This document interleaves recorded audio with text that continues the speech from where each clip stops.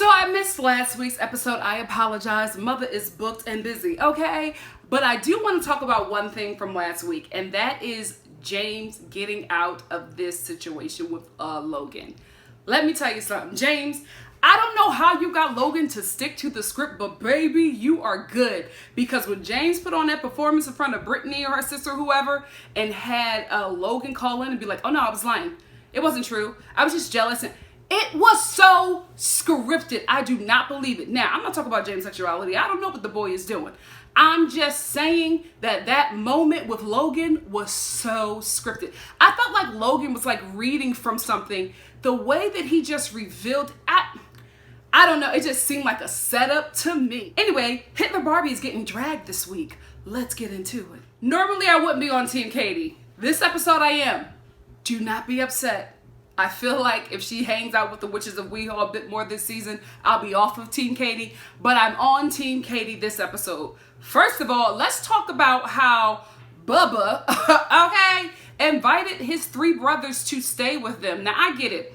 She took this all in stride, and that lets me know that Mother has grown. However, I would be on her side if she said no. First of all, sharing a home with a man is a lot of work, okay? They're just filthy. It is what it is, and society accepts them for it and, you know, makes excuses for them, right?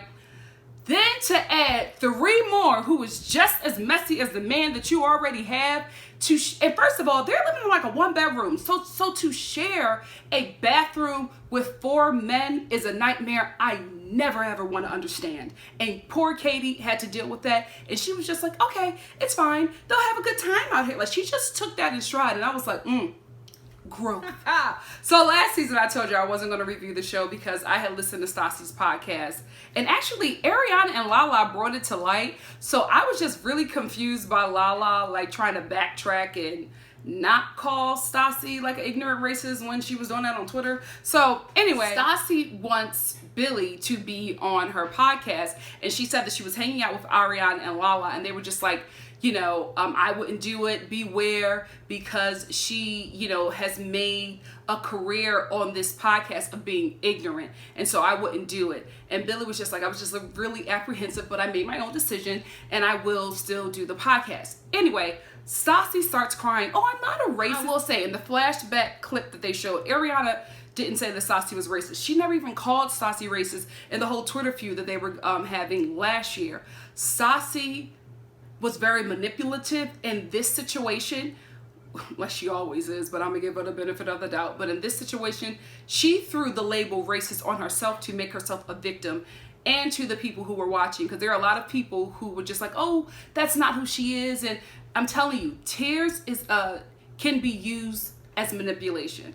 I've been in situations like that. Like, I'm not a crier, and I've been in situations with people who, although they were wrong, they were crying, so I seem like the bad guy. I'm telling you, I know what I'm talking about, and that's what Stassi was using. She immediately made herself the victim, and I'm just like, I didn't understand, because I was like, you weren't crying when you were talking demeaning about black people. You and that gecko from Summer House was having a good laugh, making fun of those people. I'm one of those people. The viewers who tune into the show are those people. So your ignorant comments and the drag that you were getting is necessary. And you obviously didn't learn anything because you came at the Me Too movement. Like, how heartless do you have to be to make fun of women who have been raped? Stassi is not, Stassi is a very sick person. She really, really is. And it bothers me for myself because I was living for her on this show with this character that she was playing. Let me be very clear here. If this show was anything like Intervention, which is a reality TV show, I believe, I would not be reviewing it. I'm not going to sit up here and make a joke of a show and comment on people's real lives. I, for one, know that there is a lot that goes into this show that is storyline based. It's entertainment. So with a lot of reality TV, they craft storylines and they give a lot of these characters issues, some coming from their life, but they play on those issues and they make them bigger than what they are, or they make them recreate things that actually happened in their lives, but the cameras weren't there. So a lot of this is not real, right? So I was living for this kind of, you know, witchy dynasty character that Stassi was playing on this show. Then I listened to our podcast and I realized that nastiness is really a part of the fabric of who she is. So a lot of her storyline was created on the back of her inherent evil. So that's what really turned me off from her, because she was one of my favorites on the show. Her and Ariana, I was living for them because I felt like Ariana was the most real, and I felt like Stassi was the one that gave me the most dynasty, which is why I watch a lot of these shows. And when I listened to her podcast, I was so disgusted because I couldn't believe that someone not only could be so ignorant, but also could be so joyous about speaking poorly of a community which I'm a part of, and just overlooking all of our struggles and making a joke of us and then casting a negative light on us. I was disgusted by it. So I'm happy that she's getting this drag. I'm actually disappointed with the dragation, because the clip that Bravo showed or played from her podcast is very light. Let me tell you something. Homegirl goes in on my peoples. So I felt like they were still trying to cast a positive light on her. I guess because she's still a character in the show and they don't want to get rid of her. I wasn't for how they, lightly tapped on this subject. I also wasn't for how when Ariana talked about the situation, they used it as a flashback. They didn't make it a part of the episode, and they well damn could have, because there were a lot of scenes in this show that could have been cut. But they tapped lightly on this because they didn't want to upset, I guess the viewing audience, because they have this idea. And I do think that there are more white viewers. However, they got a lot of viewers of color, because when I went to Twitter, baby, oh, the viewers of color were pissed. They were not liking what she said. A lot of people, because of this episode, went to the podcast and was disgusted. A lot of people said they weren't going to watch the show anymore. I, for one, was one of them. The only reason why I started watching the show again was because I needed to know how this Jax and Faith storyline was going to play out. That was the only thing that brought me back in, and I feel like that was a gimmick by the Bravo producers to bring back a lot of the black viewers that left because of Stassi. Although I'm disappointed that Billy still did the podcast. Maybe she didn't listen to it, I don't know, because I'm not giving that girl any kind of coins, okay? So I haven't listened to her podcast, but from what snippets I was able to get, she was kind of transphobic on that, she was transphobic on that podcast as well with Billy. So this is the thing, right? Stassi has this shtick that she does, and she does it poorly. Her shtick is, I am going to be like this insult, politically incorrect comic or commenter or whatever, and this is going to be what I do. Because even Ariana mentioned it, she tries to make a career of being like this, ignorant person. But the problem is she's not a comic and she doesn't have the intellect, and that's not a read. But a lot of people who get into comedy think that it's so easy. I'm telling you, you would be a lot better going into drama than comedy. Comedy is the hardest level of acting to pull from. It is not easy. Not only do you have to be at the height of your intelligence, right? And above other people's intelligence, you have a lot of knowledge that you have to hold. You also have to take that knowledge, find a different perspective, make it comical, and have it translate to an audience and hold them enough to be able to have them on board for the next joke. It is not a game. It is not easy. And she just thinks that she can naturally walk into it. And I'm like, honey, if it's not in you, you can't do it. Like, the best comedians are naturally funny, and they worked and built on that craft. They trained that instrument. Stassi's not naturally funny. You know what I mean? She thinks that the comments that she makes on this show or whatever would translate to the comments that she makes on her podcast. Here is the difference. On the show, you have writers. People are writing your one-liners. You don't have no writers on the podcast. It's just you going off your dome, but you don't have that talent. Those writers who are writing the one-liners probably could do the podcast, and they probably have sense enough to know, I can't go down this street, but if I want to go down this street, let me take it from this perspective and have it so that we're all having a go or a laugh. You know what I mean? She don't got that intellect, and she don't have that talent. So her podcast just comes off as ignorant and racist. I'm not saying that that's what the girl is, right? But I'm also not protecting her, because you went on that podcast, you made those comments, you laughed with that tender-eyed summer house boy, you came at an entire community who has suffered in this nation since the beginning. You can't punch down, Mom. I just felt like she was trying to dig into something that she's just not built for, and it didn't work for her. So I don't care about the tears. I don't even care about her going and crying to Lisa and saying, oh, people are calling me racist. If you don't say racist things, people won't call you racist. Like, that's what it is. Like, you can't say racist and ignorant things, and you can't make fun of rape victims and think that people are not going to call you out on it, especially when you're trying to get money from it. Because a lot of Sassi's tears comes from the fact that every time she makes those comments, brands pull out and they stop sponsoring her show. You can't have a show without people sponsoring it. You know what I mean? You can have as many listeners as you want. If brands don't want to work with you, you don't have a show. So that's where a lot of these tears or whatever is coming from, and a lot of the victimization. And that just angers me even more, because you make racist comments and then you cry about it, and I'm supposed to feel bad for you?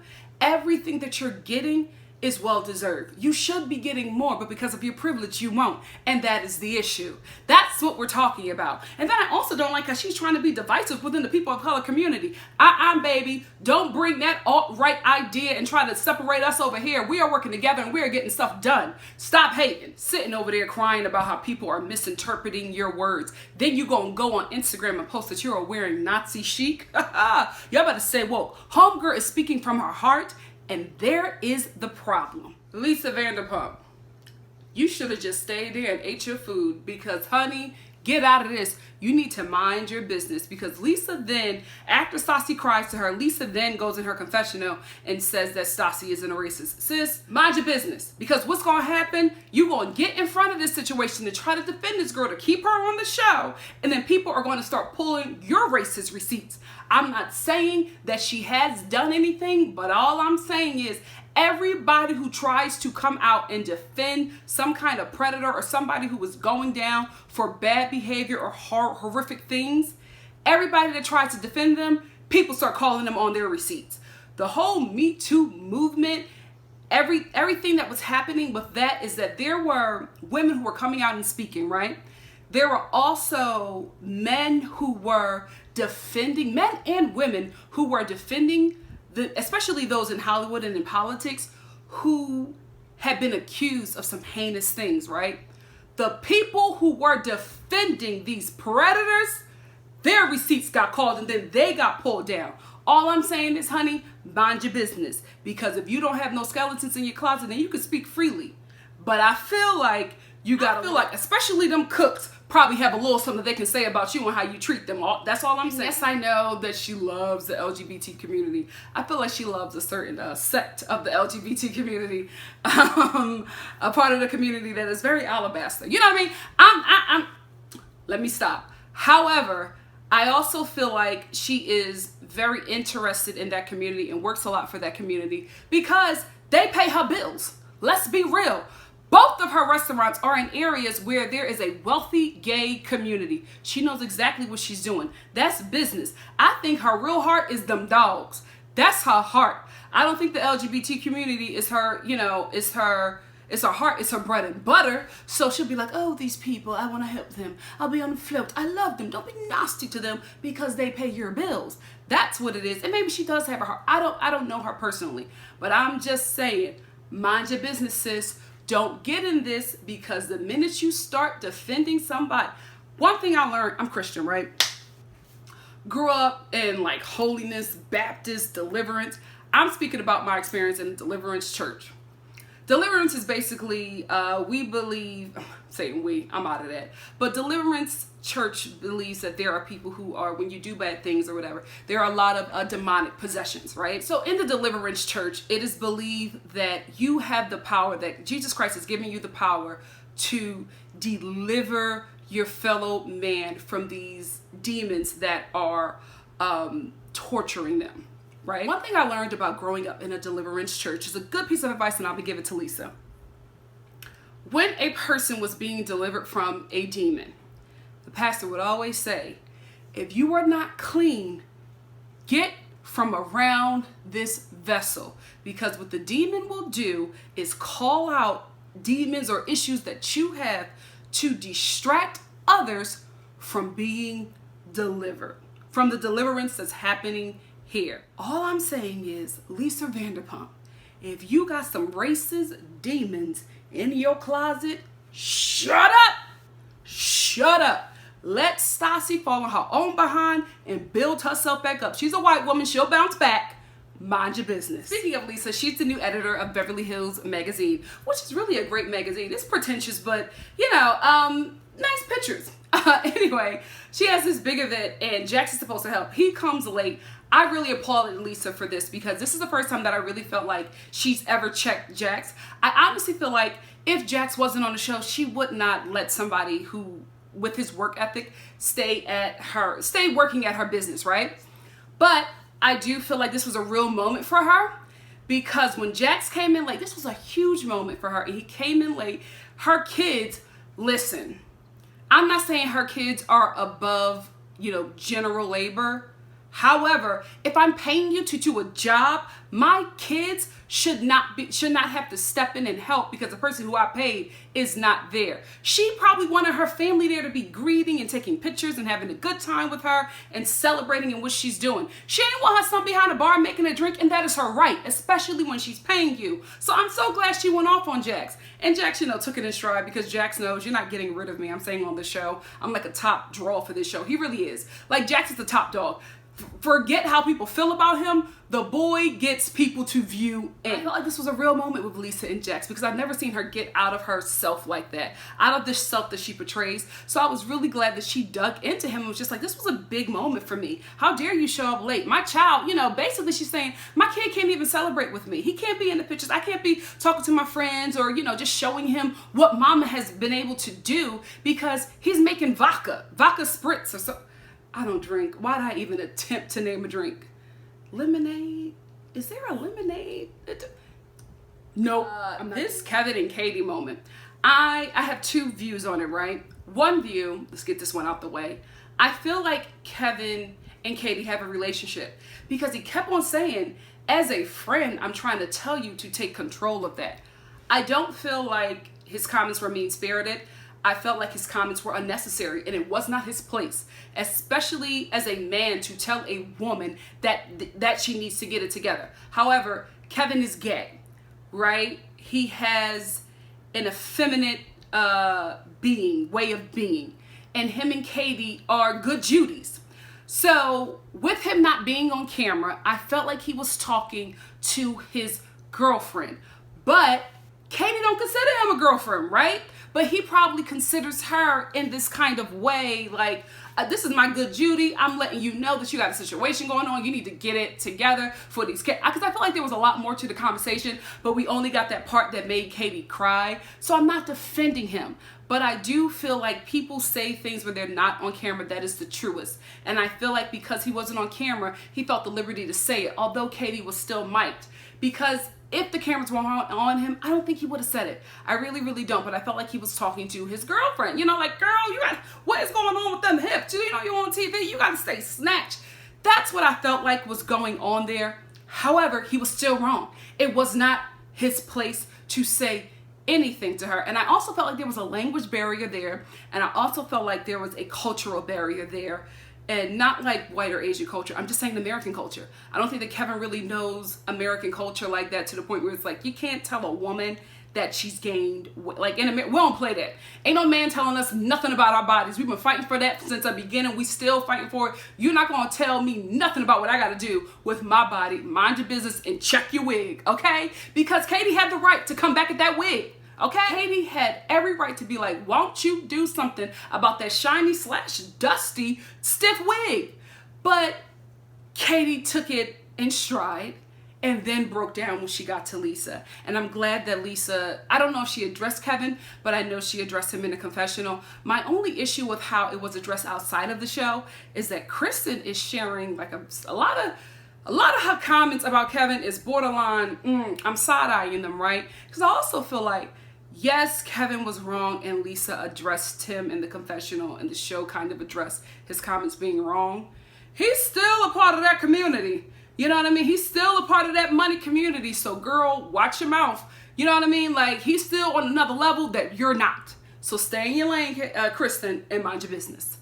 I think this is the theme of this whole episode. Shut your mouth and mind your business. If people in this show just minded their business, we wouldn't have half the drama that we have. You know what? Matter of fact, don't mind your business because we wouldn't have a show. And this here is why I got on Team Katie. Because then we get this flashback of Katie from 2009, and she talks about how she has, I didn't know that this was a scar. I just thought that this was just how she held her mouth. But she had a scar where she fell through like a light, a rooftop light or something, where she, and word on the street is that she fell at Sir. So I don't know if in exchange for not suing Lisa, she became a part of this show. I don't know what it was, but I'm just like, girl, if you got this injury from Sir, I would have been like, to hell with the show. Give me a good coin and I'll be out of here. Anyway, we get this flashback of her and she talks about her scar. I don't know if she's ever talked about her scar before, and I've watched this show since the beginning, but for me, I just love this side of Katie. I don't know why we keep on getting such a negative view of her on this show, because this part of her was so sweet and kind. And even in saying this, I realize what it is.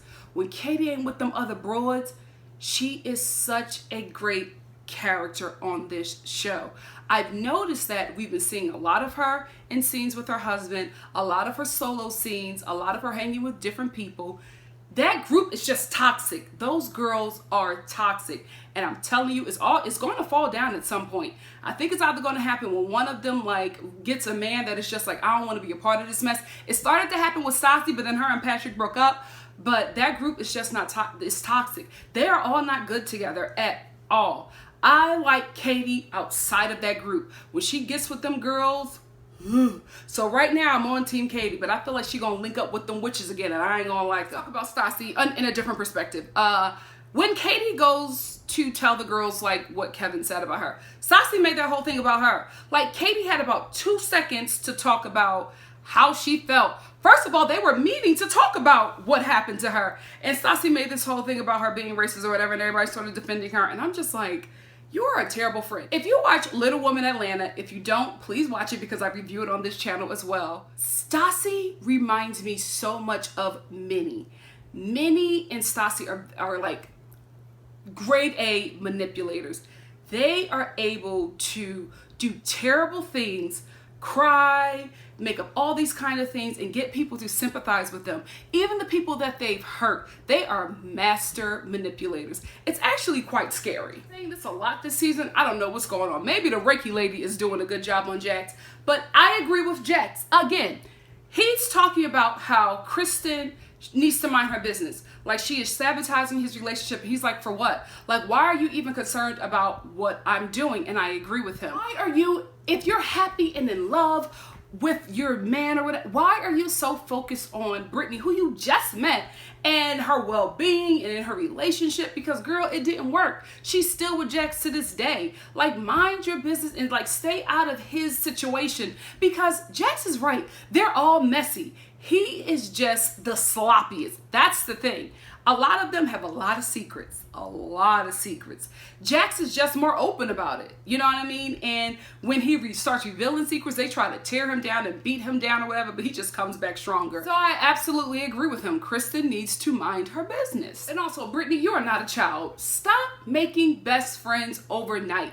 Because when when he gets to that like crazy level, it kind of scares me, because he goes off on men and women with the same kind of rage. Like, he's a big guy. So when he was getting, although I feel like his rage is justified, I do not like how he was going on about it, because you're a big, not only are you a man, you're just bigger, right?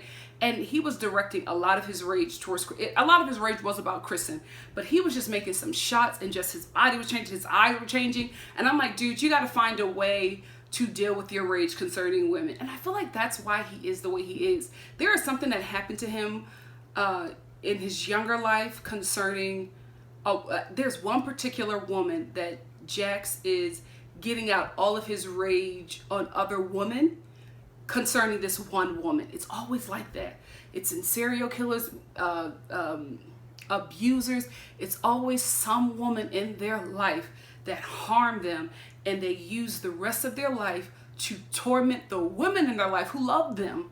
They use this to torment them or punish them for that thing or those years of abuse that that woman had applied to them. And I think that's what's happening with Jax, because he just snapped within like a second, and it was actually like, I'm feeling bad for Kristen, and I shouldn't, because she was wrong. And then Brittany gets in, and I'm like, stop defending Kristen and these women. Stop letting these women in your relationship, because you're not going to leave him, right?